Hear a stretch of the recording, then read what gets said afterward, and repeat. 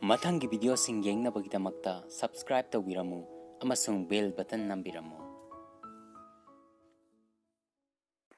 Channel ꯑꯁꯤꯗ ꯈ꯭ꯋꯥꯏ ꯄꯨꯝꯅꯃꯛꯄꯨ ꯇꯔꯥꯝꯅ ꯑꯣꯛꯆꯔꯤ꯫ ꯉꯁꯤꯒꯤ ꯄꯩꯁꯥ ꯇꯥꯟꯕꯒꯤ ꯇ꯭ꯌꯨꯇꯣꯔꯤꯌꯜ ꯑꯁꯤꯗ ꯋꯤꯡ ꯃ꯭ꯌꯨꯖꯤꯛ ꯍꯥꯏꯔꯤꯕ ꯑꯦꯄ꯭ꯂꯤꯀꯦꯁꯟ ꯑꯁꯤ ꯏꯌꯔꯇꯦꯜ ꯁꯤꯖꯤꯟꯅꯕ ꯀꯁꯇꯃꯔ ꯀꯥꯡꯕꯨꯁꯤꯡꯅ ꯃꯇꯧ ꯀꯔꯝꯅ ꯗꯥꯎꯟꯂꯣꯗ ꯇꯧꯔꯒ ꯂꯨꯄꯥ 10 ꯐꯪꯒꯅꯤ ꯑꯃꯁꯨꯡ ꯃꯁꯤꯒꯤ ꯑꯦꯄ꯭ꯂꯤꯀꯦꯁꯟ ꯑꯁꯤ ꯗꯥꯎꯟꯂꯣꯗ ꯇꯧꯔꯕ ꯃꯇꯨꯡꯗ 2GB extra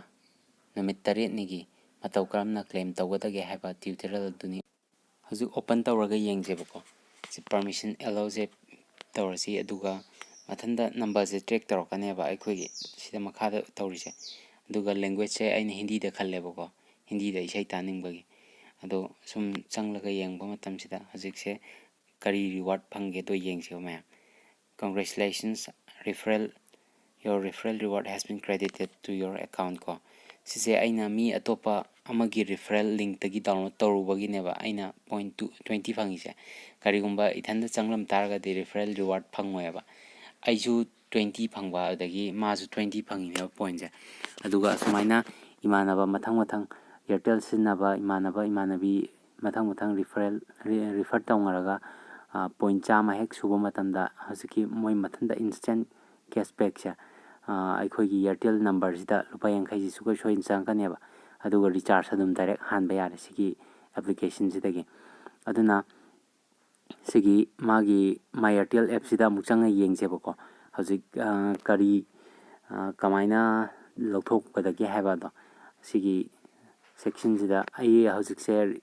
2GB extra se phangdribako moi ngahak lerga changakadabati male ado adugi changlagasu utcharake changdi sugoi soina changlakani na khale ado sigi wallet se sidagi sida available balance se 00 leiribako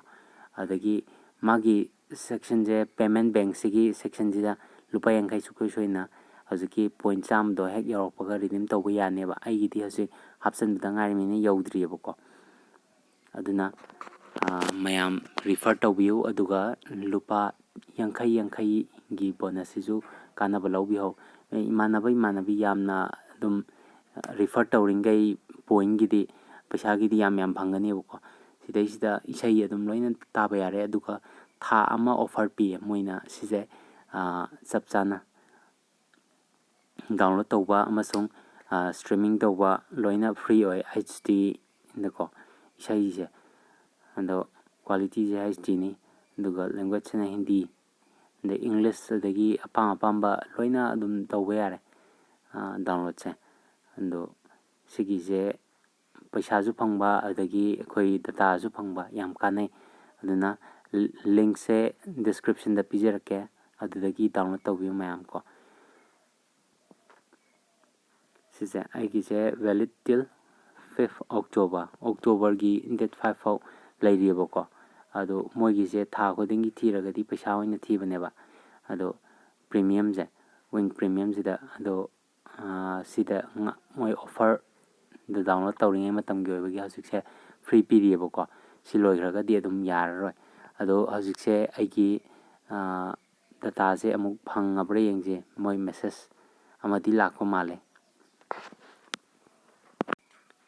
sigi je phanglamebako congrats, you have unlocked 2GB data validity 7 days on registering on Wing Music app for the first time and message la mebako si mogi application Airtel gi application duda my Airtel duda muk changa yengjebako phangi phangde do asengba proof tu khangnaba message sidadi khangamdra makso mayamna thajabina bhaitar hojik si open tawre ado phangebako phanglaga leirame sidaista ado data balance ta yengjeba 2GB yaurena sije that valid till 11 September 2019 11 September bao valid ore adu itaragadi phange se mayam khangpire aduna sigi link sidagi description da yauriba link sidagi download tawbiraga mayam su kanaba silo aduga channel asibu subscribe amadi share tawbiramu aduga video asibu like amadi comment pibituna matung tarakpa video sing sembada pangal hapiramu haina khurumjari